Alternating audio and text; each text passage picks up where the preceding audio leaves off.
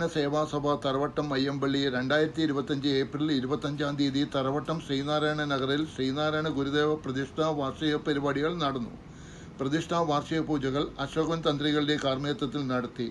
രാവിലെ 8 മണിക്ക് കലശപൂജ, 9 മണിക്ക് അഭിഷേകം, 9:30 ആലുവ ഗുരുദേവം പഠന കേന്ദ്രം ശ്രീമതി ലൈല സുകുമാരൻ്റെ പ്രഭാഷണവും നടന്നു. ഉച്ചയ്ക്ക് 12 മണിക്ക് അമൃതഭോജനവും വൈകിട്ട് 6 മണിക്ക് സമന്വയ തറവട്ടത്തിൻ്റെ നേതൃത്വത്തിൽ തിരുവാതിരക്കളിയും, വൈകിട്ട് 7 റിതം തറവട്ടം ദർശന കലാസമിതി മൂരിപ്പാടം ശ്രീരാഗത്തിൻ്റെയും കൈകൊട്ടിക്കളിയും, വൈകിട്ട് 9 തേജസ് നായരമ്പലത്തിൻ്റെ നൃത്തനൃത്യങ്ങളും ഉണ്ടായിരിക്കും. മൂർത്തി എന്ന് വെച്ച് കഴിഞ്ഞാൽ കാണപ്പെടുന്ന രൂപം.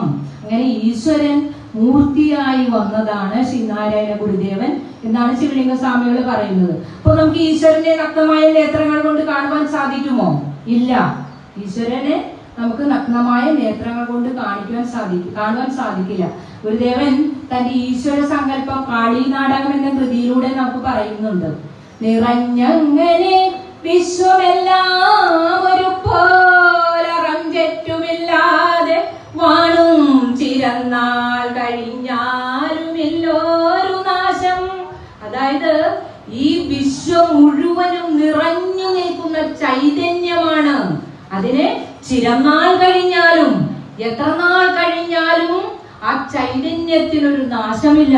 ശ്രീനാരായണ ഗുരുദേവന്റെ ഈശ്വര സങ്കല്പമാണ് കാളി നാടകത്തിലൂടെ കാളിയെ പരബ്രഹ്മ സ്വരൂപമായി സങ്കല്പിച്ചുകൊണ്ട് പറയുന്നത്.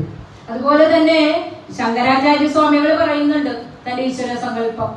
ജാതി നീതി കുല ഗോത്ര ദൂരകം നാമരൂപ ഗുണദോഷവർജിതം ദേശകാല വിഷയാദിവർത്തിയ ബ്രഹ്മതത്വമസി ഭാവയാത്മനി. ദൈവത്തിന് ജാതിയില്ല, നീതിയില്ല, കുലമില്ല, നാമമില്ല, രൂപമില്ല, ഗുണമില്ല, ദോഷമില്ല എന്നാണ് പറയുന്നത്.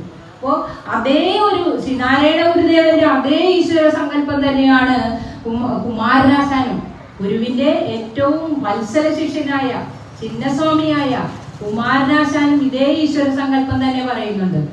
കാണപ്പെട്ടില്ല കാണും തിറമുടതിന് കണ്ണില്ല, കൈയില്ല, കാലില്ലല്ലാതെ മറ്റണവും മണവും ഇല്ലാതില്ല, അന്തമില്ല, തൂണപ്രായം ജഡത്വം ചെറുതു പറയുവാനില്ല, മറ്റൊന്നു വല്ലി കാണും ബ്രഹ്മാണ്ട കോടി കപട നടകലാശാലിയാണ് എന്റെ ദൈവം. തത്വചിന്തകന്മാര്, പണ്ഡിതന്മാര്, അങ്ങനെ ഏറ്റവും കൂടുതൽ ജീവചരിത്രം ഉണ്ടായിട്ടുള്ളതും ശ്രീനാരായണ ഗുരുദേവന്റേത് തന്നെയാണ്.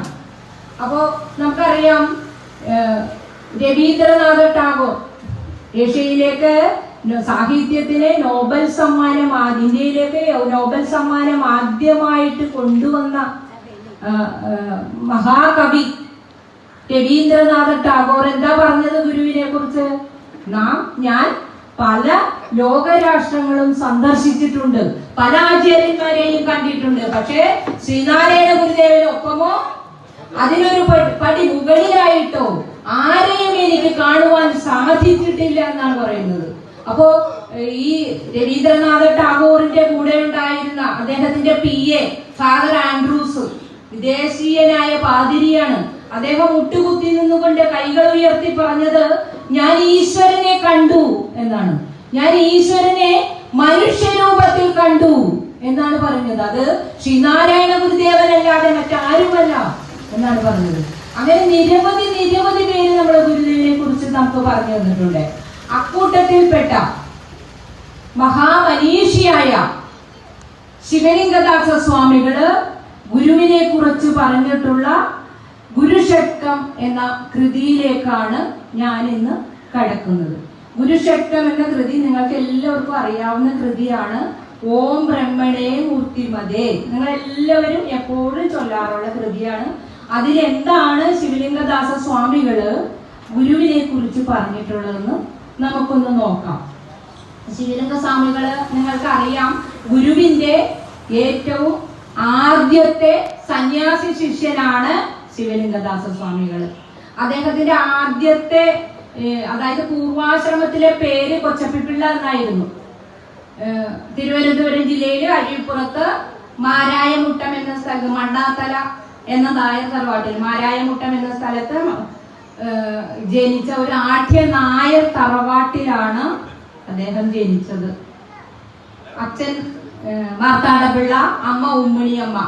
അച്ഛൻ വളരെ കർക്കശക്കാരനായ ഒരാളായിരുന്നു. അമ്മ വളരെ ഭക്തിയായ ഈശ്വരഭക്തയായ സ്ത്രീയായിരുന്നു.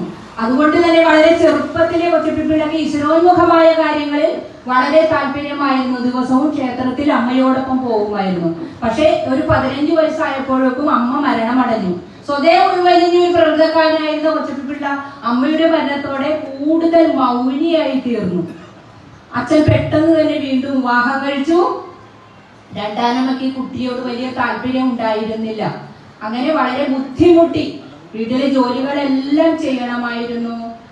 പശുവിനെ പുല്ലരിയണം, പശുവിനെ കുളിപ്പിക്കണം, അതേപോലെ കടയിൽ പോയി സാധനങ്ങൾ വാങ്ങണം, വിറക് കീറണം, അങ്ങനെ നിരവധി ജോലികൾ ഉണ്ടായിരുന്നു വീട്ടില്. അങ്ങനെ എല്ലാ കടയിൽ പോയി സാധനങ്ങളും എല്ലാം വാങ്ങിക്കൊണ്ടുവരണമായിരുന്നു. അങ്ങനെ ഇരിക്കെ ഒരു ദിവസം കൊച്ചപ്പിള്ള കാട്ടിലുള്ള വഴിയിലൂടെ, അന്ന് കാടാണ് അരിപ്പുറം, ഇപ്പോഴും അവിടെ നമ്മളുടെ അത്ര ഒരു പുരോഗമിച്ചിട്ടില്ല എന്ന് വേണം പറയാം. കാട്ടിലൂടെ നടന്നു പോകുന്ന വഴിക്ക് കുറച്ച് ദൂരെയായിട്ട് ഒരു പാറപ്പുറത്ത് വെള്ള പുതച്ചൊരു രൂപം ഇരിക്കുന്നത് കണ്ടു. അങ്ങോട്ട് നോക്കിയപ്പോൾ നോക്കിയിട്ട് കണ്ണ് എടുക്കാൻ സാധിക്കുന്നില്ല. അതേപോലെ എന്തോ ഒരു ആകർഷണ വലയത്തിൽ പെട്ടതുപോലെ ആ കുട്ടി അങ്ങനെ നിൽക്കുകയാണ്. കണ്ണ് തിരിച്ചെടുക്കാൻ സാധിക്കുന്നില്ല. കുറച്ചു നേരം കഴിഞ്ഞപ്പോൾ അമ്മ കടയിലേക്ക് വിട്ടതാണല്ലോ എന്ന വിചാരത്തിൽ വേഗം തന്നെ കടയിലേക്ക് ഓടി സാധനങ്ങൾ വാങ്ങുമ്പോഴും ചിന്ത മുഴുവൻ ഈ വെള്ള പതിച്ച രൂപത്തെ കുറിച്ചായിരുന്നു. അത് സാക്ഷാൽ ശ്രീനാരായണ ഗുരുദേവനായിരുന്നു എന്ന് അപ്പോൾ കൊച്ചപ്പിള്ളക്ക് അറിയുമായിരുന്നില്ല. വേഗം തന്നെ സാധനങ്ങൾ വാങ്ങി കടയിൽ നിന്ന് ഓടി തിരിച്ചു വരുമ്പോൾ അവിടെ തന്നെ ഉണ്ട്. തിരിച്ചോടി വീട്ടിലെത്തി സാധനങ്ങളെ വെച്ചതിന് ശേഷം വീണ്ടും ഗുരുവിനടുത്തേക്ക് ഓടിയെത്തുകയാണ്. അങ്ങനെ ഓടിയെത്തി ഗുരുവിനടുത്ത് ചെന്ന് നിന്നപ്പോൾ ഗുരുവിൽ നിന്നൊരു ചോദ്യം ഉയർന്നു, എന്തെങ്കിലും കഴിക്കാൻ കിട്ടുമോ? പെട്ടെന്ന് തന്നെ വീട്ടിലേക്ക് ഓടുകയാണ് ആ കുട്ടി. അങ്ങനെ ഓടിച്ചെന്ന് ഒരു മൂട് കപ്പ പറിച്ചെടുത്ത് വാട്ടിയിലയിൽ പൊതിഞ്ഞെടുത്ത് തീയിൽ ചുട്ടെടുത്തിട്ട് വാട്ടിയിലയിൽ പൊതിഞ്ഞെടുത്ത് കൊണ്ടുവന്ന് ഗുരുവിനത് സമർപ്പിക്കുകയാണ്. ആ ഇലപ്പൊതി അഴിച്ചുകൊണ്ട് അതിൽ നിന്നൊരു കഷ്ണം കപ്പയെടുത്ത് കൊച്ചപ്പിള്ളയുടെ വായിലേക്ക് വച്ചു കൊടുക്കുമ്പോൾ അത് തന്റെ പ്രഥമ ശിഷ്യനായി അംഗീകരിച്ചുകൊണ്ടുള്ള ഒരു പടിപൂജയായിരുന്നു എന്ന് കൊച്ചപ്പിള്ളക്ക് മനസ്സിലായില്ല. അവ തമ്മിലുള്ള ചെങ്ങാത്തം തുടർന്നു. പക്ഷെ അധിക ദിവസം കഴിയുന്നതിന് മുൻപ് തന്നെ ആ ചെങ്ങാത്തത്തിന്റെ പേരിൽ പ്രശ്നങ്ങൾ ഉണ്ടായി. അന്നത്തെ കാലഘട്ടത്തില് ഒരു നായർ തറവാട്ടിൽ പിറന്ന കുട്ടി ഈഴവകുലത്തിൽപ്പെട്ട താഴ്ന്ന സമുദായത്തിൽപ്പെട്ട സന്യാസിയുമായി കൂട്ടുകൂടുന്നത് അക്ഷന്തവ്യമായ തെറ്റായിരുന്നു. അതുകൊണ്ട് തന്നെ നാട്ടുകാരും വീട്ടുകാരും പ്രശ്നങ്ങൾ ഉണ്ടാക്കി. അച്ഛൻ വളരെയധികം ശകാരിക്കുകയും ചെയ്തു. പക്ഷെ എത്രയൊക്കെ ശകാരം ഉണ്ടായിട്ടും കൊച്ചപ്പിള്ളിയുടെ മനസ്സിൽ നിന്ന് ഗുരുവിന്റെ രൂപം എടുത്തു കളയാൻ സാധിച്ചില്ല എന്നുള്ളതാണ്. അങ്ങനെ ശിക്ഷാവിധി പ്രഖ്യാപിക്കുന്ന ദിവസം വന്നു.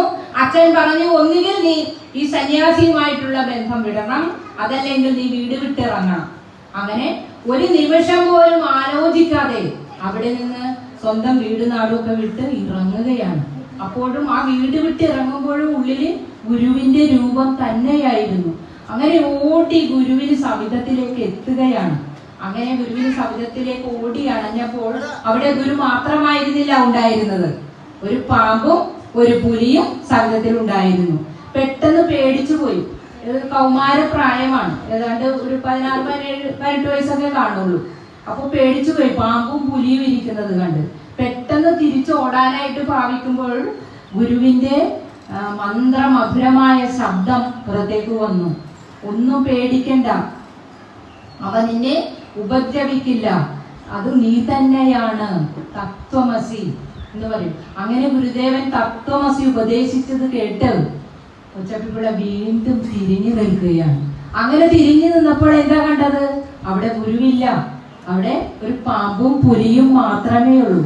പെട്ടെന്ന് തന്നെ ഈ ഗുരു എന്നെ പറ്റിച്ചോ എന്നുള്ളൊരു ചിന്ത ആ കുട്ടിയുടെ മനസ്സിൽ കൂടി കടന്നുപോയി. എന്നാൽ അടുത്ത നിമിഷം ആ ഗുരുവിരുന്ന സ്ഥാനത്ത് സാക്ഷാൽ ശ്രീ പരമേശ്വരനെയാണ് കണ്ടത്. അപ്പോൾ ആ ഒരു നിമിഷം മുതൽ 1919 താൻ മഹാസമാധി ആകുന്നത് വരെ താൻ അനുഭവിച്ചറിഞ്ഞ ഗുരുവിന്റെ ചിത്രം ഓം നമശിവായ എന്ന പഞ്ചാക്ഷരി മന്ത്രത്തിൽ പൊതിഞ്ഞുകൊണ്ട് ഗുരുഷട്കം എന്ന കൃതിയിലൂടെ പുതുതലമുറയുടെ അറിവിലേക്കായി പകർന്നു തരികയാണ് ശിവലിംഗം. 108 ഉപനിഷത്തുകളാണ്. അതിലും പ്രാധാന്യമുള്ള 10 ഉപനിഷത്തുകൾ ദശോപനിഷത്തുകൾ എന്ന് പറയും. ഈശക്കേന കടപ്രശ്നം ഉണ്ട മാണ്ഡ്വിക്യ തൈത്തിരീയ ഐതരേയ ചാന്തോക്യ ബഹുധാരണ്യം, അങ്ങനെ 10 ഉപനിഷത്തുകൾ. അതില് ഈശാവാസ്യ ഉപനിഷത്ത് ഏറ്റവും പ്രധാനപ്പെട്ട ഉപനിഷത്താണ് ഈശാവാസ്യ ഉപനിഷത്ത്. ആ ഈശാവാസ്യ ഉപനിഷത്തിന് വ്യാഖ്യാനം ചമച്ച് നമുക്ക് മലയാളത്തിലേക്ക് പകർത്തി തന്നിരിക്കുന്നു ശ്രീനാരായണ ഗുരുദേവൻ. അപ്പോ ഞാൻ പറഞ്ഞു വന്നത് ഈ ഓം എന്ന അക്ഷരത്തെ കുറിച്ചാണ്. ഈ ഓം എന്ന അക്ഷരത്തെ കുറിച്ച് കൂടുതൽ പ്രതിപാദിക്കുന്നത് മാണ്ഡ്വിക്യ ഉപനിഷത്തിലാണ്. ഈ ഓം എന്ന അക്ഷരമാണ് ഈ പ്രപഞ്ചത്തില് ആദ്യമായിട്ടുണ്ടായ ശബ്ദം എന്ന് പറയുന്നത്, ആദ്യമായിട്ടുണ്ടായ നാദം എന്ന് പറയുന്നത് ഈ ഓംകാരമാണ്. അപ്പോ ശബ്ദത്തിന് നമ്മുടെ ജീവിതത്തിൽ ഒരുപാട് പ്രാധാന്യമുണ്ടല്ലേ. ശബ്ദത്തിന് തന്നെ 4 ഘടകങ്ങളുണ്ട്, 4 ഘട്ടങ്ങളുണ്ട് ശബ്ദത്തിന്. മൂലാധാരത്തില് അത് പര എന്നാണ് അറിയപ്പെടുന്നത്. നാഭിസ്ഥാനത്ത് പശ്യന്തി, ഹൃദയസ്ഥാനത്ത് മധ്യമ, വായിൽ കൂടി വരുന്ന വാക്കുകളെ വൈഖരി എന്നാണ് പറയുന്നത്. അപ്പൊ ഈ വൈഖരിക്ക് നമ്മുടെ ജീവിതത്തിൽ ഏറ്റവും പ്രാധാന്യമുണ്ട്. അതായത് ഇപ്പോ ചിലര് സംസാരിക്കുന്നത് കേട്ട് കഴിഞ്ഞാല് നമ്മൾ ചിരിക്കാറുണ്ട്, ചിലര് സംസാരിക്കുന്നത് കേട്ട്. ചിലര് സംസാരിക്കുന്നത് കേട്ട് കരയാറുണ്ട്. ചിലപ്പോഴൊക്കെ നമുക്ക് ദേഷ്യം വരും അല്ലെ. ചിലരുടെ വാക്കുകൾ കേട്ട് കഴിഞ്ഞാല് ദേഷ്യം വരും. ചിലപ്പോഴൊക്കെ കഠിനമായ വേദന തോന്നും ചിലരുടെ വാക്കുകൾ കേട്ടാല്. അപ്പോ നമ്മുടെ വാക്കുകൾക്ക് ഒരാളെ ആത്മഹത്യയിൽ നിന്ന് പിന്തിരിപ്പിക്കാനും ആത്മഹത്യയിലേക്ക് നയിക്കാനും വരെ ശേഷിയുണ്ട്. ഒരു സമൂഹത്തെയോ കുടുംബത്തെയോ രാഷ്ട്രത്തെയോ ഒക്കെ സംരക്ഷിക്കുവാനും നശിപ്പിക്കുവാനുമുള്ള കഴിവ് നമ്മുടെ വാക്കുകൾക്കുണ്ട് എന്നർത്ഥം. ഇപ്പൊ നമസ്കാരം എന്നാണ് പറയുന്നത്. ശുദ്ധി എന്ന് പറഞ്ഞാൽ ഇവിടുത്തെ അർത്ഥം മോക്ഷമാണ്, സായുജ്യം, ആത്മസാക്ഷാത്കാരം, അതാണ്. അപ്പൊ മോക്ഷം, നമ്മള് ഗുരുവിനെ ആശ്രയിച്ചാല് നമുക്ക് മോക്ഷത്തെ ലഭിക്കും. മോക്ഷം എന്ന് പറഞ്ഞാൽ 2 തരത്തിലുള്ള മോക്ഷങ്ങളുണ്ട്. നമ്മളെ പോലെ സാധാരണക്കാരായ ആളുകൾ മോക്ഷം എന്ന് പറയുന്നത്, നമ്മൾ മോക്ഷ പ്രാർത്ഥന ചെല്ലുന്നത് എപ്പോഴാണ്? ഒരാൾ മരിച്ചു കിടക്കുമ്പോഴാണ് നമ്മൾ മോക്ഷ പ്രാർത്ഥന ചെയ്യാറ് അല്ലെ. അപ്പൊ ആ മരണശേഷം ഈശ്വരനിലേക്ക് ലയിക്കുക എന്നുള്ളതാണ്. പക്ഷെ ജീവിച്ചിരിക്കുമ്പോഴും മോക്ഷം കിട്ടുന്നവരുണ്ട്. അത് ശ്രീനാരായണ ഗുരുദേവനെ പോലെയുള്ളവരാണ് ജീവിച്ചിരിക്കുമ്പോൾ മോക്ഷം കിട്ടുന്നത്. അതായത് തപസ് ചെയ്ത് ആധാരങ്ങളൊക്കെ കടന്ന് ആ ഈശ്വര പദത്തിലേക്ക് എത്തുന്ന, ഈശ്വരനും ആ ഭക്തനും ഒന്നാവുന്ന ഒരു അവസ്ഥ ഉണ്ട്. അതിനെയാണ് മോക്ഷം, സായുജ്യ, ആത്മസാക്ഷാത്കാരം എന്നൊക്കെ പറയുന്നത്.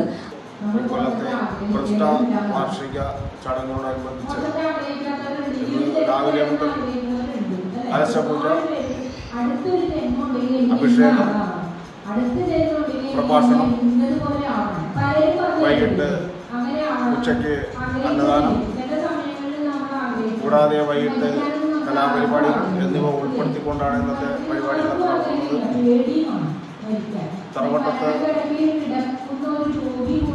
വളരെ നല്ല രീതിയിൽ തന്നെ പ്രവർത്തിച്ചു വരുന്ന ശ്രീനാരായണ സേവാ സഭയുടെ ആഭിമുഖ്യത്തിൽ നടത്തുന്ന ഈ പ്രതിഷ്ഠാ വാർഷിക ദിന പരിപാടികൾ വൻവിജയമായി തന്നെ നടത്തി വരുന്നു.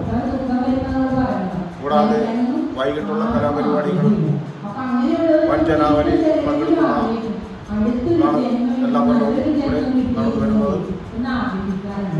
അതനുബന്ധിച്ച് ഇന്നിപ്പോൾ ഇവിടെ പ്രതിഷ്ഠാ വാർഷികത്തോടനുബന്ധിച്ച് നടക്കുന്ന ലൈല സുകുമാരൻ അവർ നടത്തുന്ന പ്രഭാഷണം വളരെ മനോഹരമായി നല്ല രീതിയിൽ തന്നെ നടന്നു വരുന്നു.